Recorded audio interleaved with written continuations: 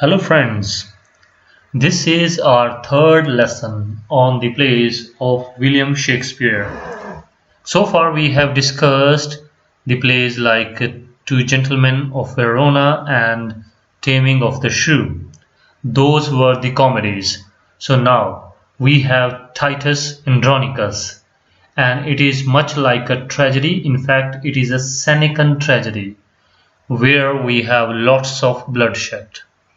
If you remember when we were discussing Spanish Tragedy by Thomas Kidd, and that time I told you that what is Seneca or Senecan Tragedy, where we have lots of bloodshed, killing, brutal killing of the people on the stage. So such is the play Titus Andronicus. One more thing, when we discussed Christopher Marlowe, even at that time I told you that there is a play by William Shakespeare that is quite similar to the play written by Christopher Marlowe, that is Tamburlaine. So, Tamburlaine, written by Christopher Marlowe, and Titus Andronicus, written by William Shakespeare. Both the plays have very similar structure. So, here we have the titular character, that is Titus Andronicus.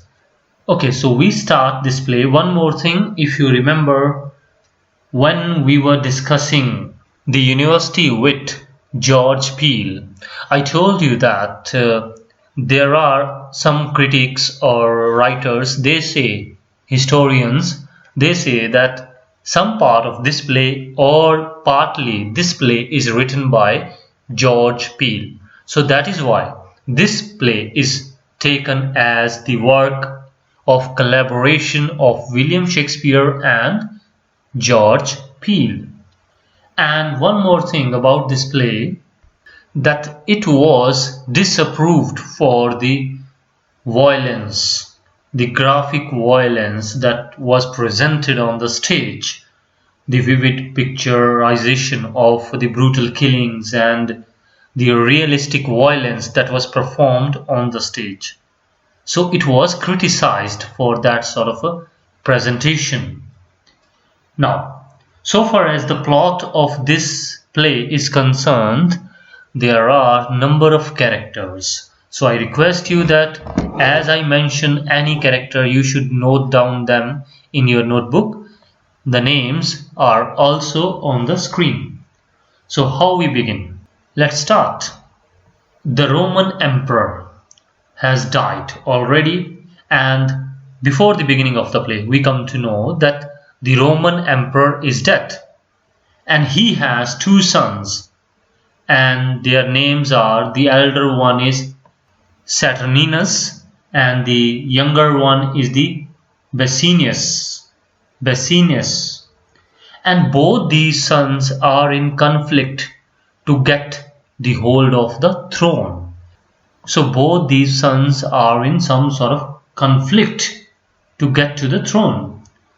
Then we have the name Marcus Andronicus. He is a tribune and official person of the state. He announces that by the choice of the people, the new emperor is Titus Andronicus. Now, who is Titus Andronicus? He is the younger brother of Marcus Andronicus, and he is a Roman general, like you can say Senapati. So he is the major commander of the army. And now on the stage what is shown, that Titus is on the way back to the country Rome. So he is coming back after spending 10 years in the war. He was in a war with the Goths. Now, who are Goths? Here, Goths are the people of East Germany. You might have heard Germanic tribes, which we discussed when we were talking about the Anglo-Saxon period. So, one thing that we should understand, that during that period, 1500-1600, there was no country by the name Germany, the present day Germany. But Germanic tribes, Germans, These were the people there, but not the country Germany. So Goths are the people from the East German tribes. Now Titus, he has returned to the state and now he has a fanfare. What is this? Fanfare is actually a celebration because he has won the war and he is now welcomed by the people, and there is a huge celebration of his return. So everybody is celebrating. So that is called as fanfare. So it is a sign of his triumph. And what he has with him? First, there is a lady, the Queen of Goths. The Queen of Goths, she is captured and her name is Tamora. And she has 3 sons, Alarbus, Chiron and Demetrius. Alarbus, Chiron and Demetrius. And there is one Moor, a black character, Moor. The name is Arun. Remember Othello? If you have ever heard this play, Othello, the central character is a Moor, a black person. So same we have here Arun, and he is also an inhabitant. He is a person from the Middle East countries. Now here we have all these captured people, and what Titus does? He kills Alarbus. And one more thing, many of the sons of Titus Andronicus had died in the war, as many as 21 sons in the war. So now he was there to take the revenge. Now, as I mentioned earlier, one more thing, that his brother Marcus Andronicus, he declared that Titus Andronicus will be the next king. Titus refused. He says that now he is too old. Simply you can count 21 sons he had, so he must be in the age of 50s, 60s or even more. So he refused to take the throne. Rather he supports Saturninus. He says that he will be in duty, in support to Saturninus. Now Saturninus is elected as the emperor. Then there is a family of Titus Andronicus, and we shall take his sons, their names one by one as they appear on the stage. Now Saturninus, as he is now the king or the emperor, he wants to marry Lavinia. Who is Lavinia? She is the daughter of Titus Andronicus. He wants to marry her. But we come to know that she was already betrothed to Basinius. Means her marriage was already fixed with Basinius. So there is a conflict now again between Basinius and Saturninus. And okay, let's take the other family members of his family. As we are introduced to his daughter Lavinia, he has 4 sons still alive. I mentioned 21 sons died in the war and 4 of his sons are still alive. And when he returned back to Rome, the coffins of 2 of his sons were also brought there. So Saturninus wants to marry Lavinia, but Lavinia was in love with Basinius already and their marriage was fixed. Now Lavinia elopes with Basinius, and who helps her? That is Mutius. Mutius, he is her brother.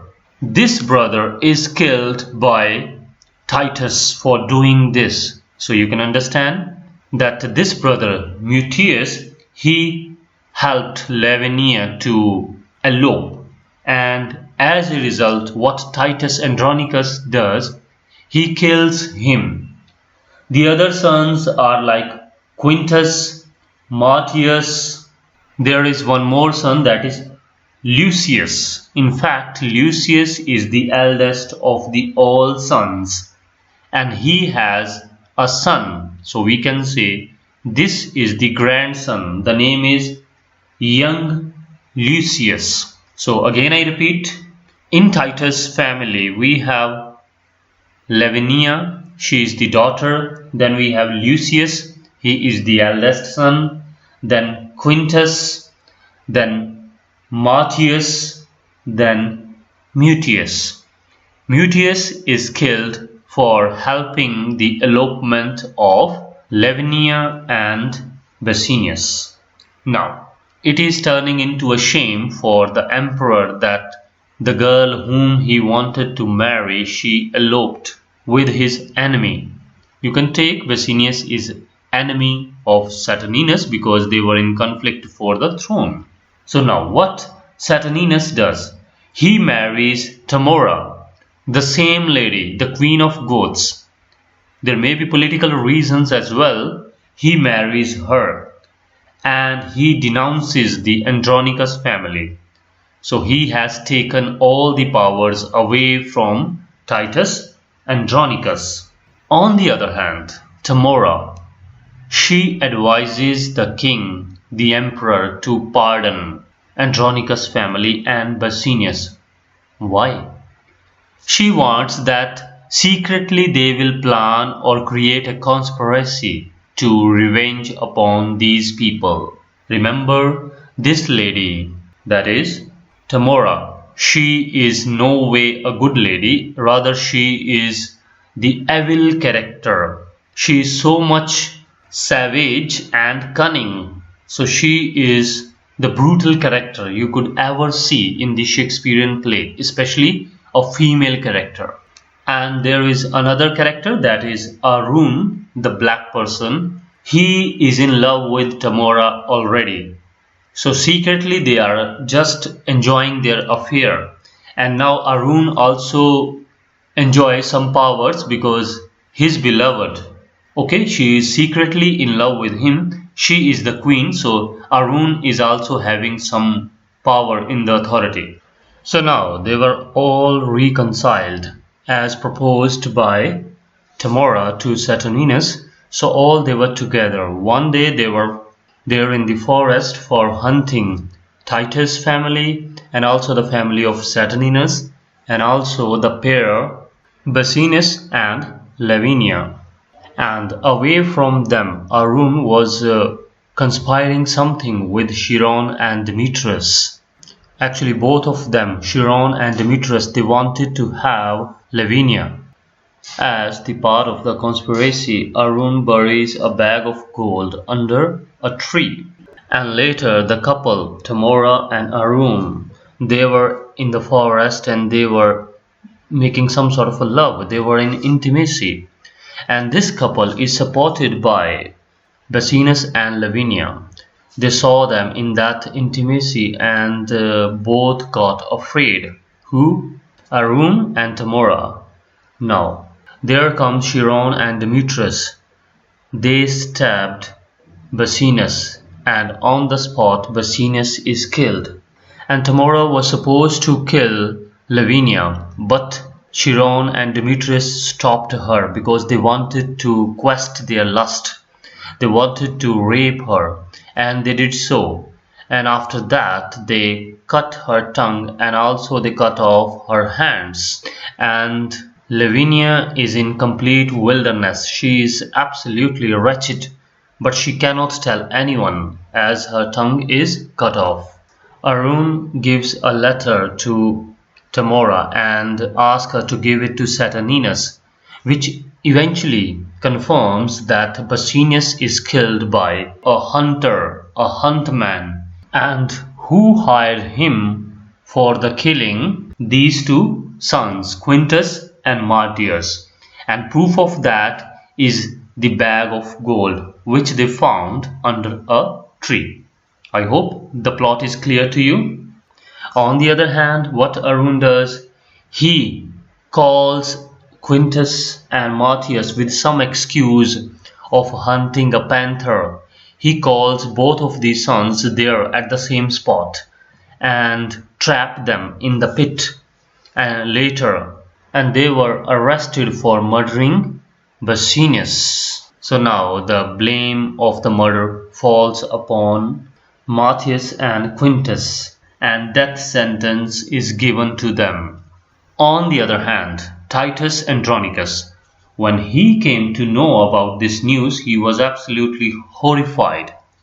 And adding to his concerns and shock, his brother Marcus Andronicus, he brings Lavinia. She is in absolutely wretched condition. Her hands are cut, her tongue is cut, and she is absolutely helpless. How could she express what happened to her? Now Titus goes to Saturninus for pleading for mercy for his sons. In fact, he was going to the king, but his son Lucius, he forbids him. He says that you need not go there because there is a quote actually. You recount your sorrow to a stone. You recount your sorrows to a stone. So already they have a feeling that Saturninus will not take any sort of consideration of their request.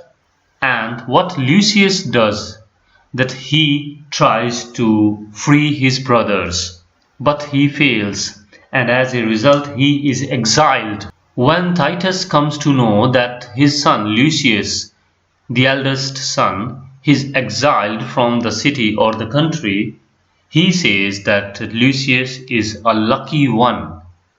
And there is another quote, Rome is but a wilderness of tigers. Means Rome is now absolutely brutal. There is no life possible with peace. So one escapes, that is well and good. Now in the next scene what we see, Arun comes with a fake message on the behalf of Saturninus. So fake message is there. He says, if Titus cut off his own hands, the emperor will spare his sons. See what is the condition. If Titus cut off his own hands, both hands, then the life of his sons will be spared. Now what Titus will do? Obviously he is a father, so he sacrifices his hands. He asks Arun to cut off his hands. Arun cuts, and there is one more quote, lend me thy hand and I will give you mine. Lend me thy hand, I will give you mine. As the hands are cut of Titus Andronicus, what he gets in return? Heads of his sons. Heads of his sons. So this is absolutely a cheating. There was a fake message, but Titus Andronicus obliged to this message. And as a result, what we see, his hands are cut. And he gets in return the heads of his sons. Means both of his sons are dead, who were captured earlier. By this, Titus is absolutely enraged.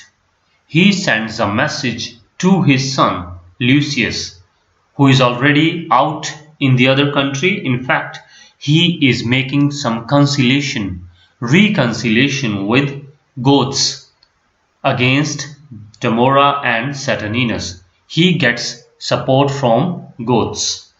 Now on the stage, Titus, Lavinia and Marcus and young Lucius. Remember, young Lucius is the son of Lucius. They are on the stage and they are talking.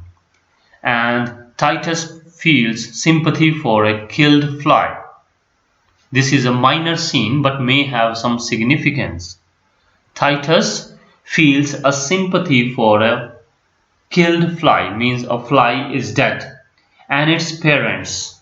And then Marcus compares them with Arun, and Titus starts losing his wits. And by this point we see Titus is becoming a bit mad. And then Lavinia, she shows a book, Ovid's Metamorphoses. And there is a story in that book. In that story, Titus rapes his sister-in-law, Philomela, the name of the sister-in-law, Philomela, and cut off her hands and tongue. And this story signifies her own story. So she writes in the sand. Okay, her hands are cut. How can she write? Maybe with foot or maybe anyhow. She writes in the sand, and what she write? She write first the word stuprum, which means rape. In Latin language it means rape, and then the two names, Chiron and Demetrius. Now everyone understand that what happened to her and who did that. So as a whole, what we see that Titus Andronicus, he is now planning to revenge upon the king Saturninus and the lady Tamora. On the other hand, Tamora, she gives a birth to a mixed-raced boy. Means that boy is partly black and partly white, because Arun is the father of that child.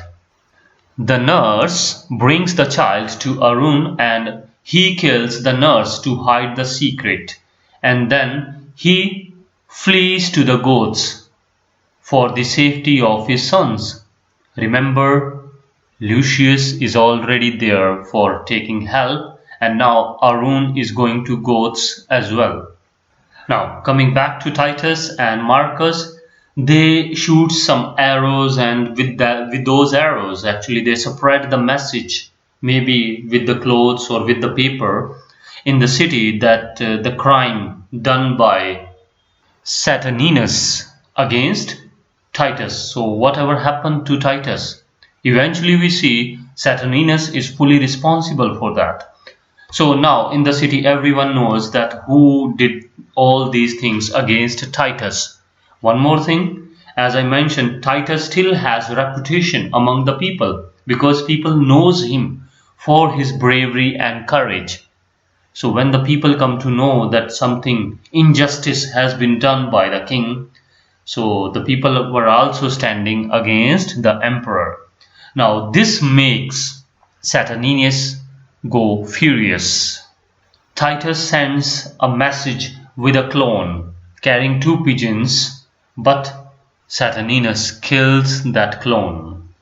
And among the goths, as we have Lucius there, he has made a patch up with the Goths army, and now they are leading an attack on the Roman people. So they are entering the city, and on the way they found Arun. They captured him, and to save the life of his baby, Arun, to save the life of his baby, he reveals everything, the entire plot, to Lucius. Lucius has full support of the Goths. Why? Earlier they were enemy.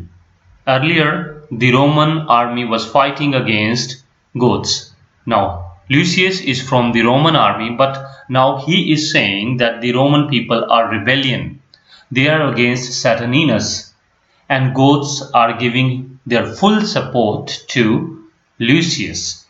And they are feeling proud actually, the Goths. They are under the command of a person, of a great fighter like Lucius. Arun regrets for all his deeds, and Lucius gags him so that he will stop speaking. What is gags? Actually, he puts something in his mouth like a cloth or paper or so that he could not speak anything. Gags means to put something in the mouth in order to stop the person from speaking. Then we have a new character. The name is Emilius. Emilius. And okay, there may be different pronunciation again for this character. He enters and he has a request letter from Saturninus. He wants to make a patch up with Lucius and to hold the army. So Emilius is there for the peace. At least there should be no fight. Emilius could be taken as the head of the army, maybe that sort of a person of a high dignitary in the Roman army. So he's there to stop this war. On the other hand, we have Titus Andronicus. He is mad now, almost mad, and he is visited by Tamora, Chiron, and Demetrius, and they are disguised as revenge, murder, and rape spirits. So it is something dramatic that you see. Tamora, Chiron, and Demetrius, they disguise themselves as some spirits, and their names are as revenge, murder, and rape respectively. Tamora, being disguised, she asked Titus to call Lucius back for a feast with Emperor. She will punish the enemies if Titus agrees. Now she means the revenge spirit, which she disguised. So she is saying to Titus that she will punish the enemies if Titus agrees to her. Her plan is only to create confusion among the Goths and Lucius, because if Titus calls Lucius back for some sort of a talk, then the army will be confused what they have to do. Behind this, her main desire is to create a conflict or a split between Goths and Lucius. On the other hand, Titus agrees to Tamora and he ties rape, the spirit rape, that is Chiron, and the spirit murder, that is Demetrius, and he tied both of them and gagged. Again I say gagged means he has put something in their mouth so that they could not speak. He cuts their throats, drains their blood in a basin, and with Lavinia's help, as he is in madness, so actually he has killed both these sons, that is Chiron and Demetrius, and he has simply made a paste of their bones and he has collected their blood in a basin. And all he does this, why? Because he will serve these things in the feast to Tamora. So this is going to be absolutely barbaric that he has done that brutal thing first to the sons, and then he is cooking them almost, you can say, and then he is serving their blood and body, their bones, as a feast to their mother. On the other side, Lucius comes back to Rome and he hand over Arun to Marcus, so that in future they will prove the crimes of Arun and Tamora. And Saturninus, he comes with Tamora, where to Titus. Remember the scene? In the previous scene, Titus has already killed the two of the sons, Chiron and Demetrius, and in fact he has cooked their bodies, and now the food is prepared to serve to the king Saturninus and his wife Tamora, because they are in conciliation. Tamora is pretending that she is making some conciliation with him. That is why she is bringing Saturninus to Titus Andronicus, and he serves them the same food. And later Saturninus makes some comments about a girl who has brought shame to the family. Indirectly he is quoting Lavinia, who has been raped. This really provokes Titus, and in madness Titus kills Lavinia. And when Saturninus calls for Chiron and Demetrius, Titus tells them they are in their dishes. He tells them they have eaten their bodies. By this, Saturninus got fully enraged. Titus stabs Tamora, and later Titus was stabbed by Saturninus. So now the persons or the people, the main characters, they are being killed. So first Titus killed Tamora, and then Titus himself was killed by Saturninus. Then comes Lucius. He comes and kills Saturninus. Then Marcus and Emilius, they come on the stage and they grieve over these deaths. And Lucius becomes the emperor, and he justifies all these killings, especially of the people like Saturninus, Tamora, and others. And what about Arun? he is buried in the earth down to the chest. So up to the chest he is buried and still he is alive. So that is some sort of punishment for him, that he has to die slowly and slowly. And Tamora's corpse, means her dead body, is thrown to the wild beast, since she is termed as a beast alive. She was no way a good lady, she was like a beast. So this is how we see the end of this play. Plenty of deaths. In fact, all the characters who are introduced in the beginning died. Apart from Marcus, he is alive. Then we have the son Lucius, he is alive. Otherwise, rest of the other characters are killed or died in some way or the other. So this is the play Titus Andronicus.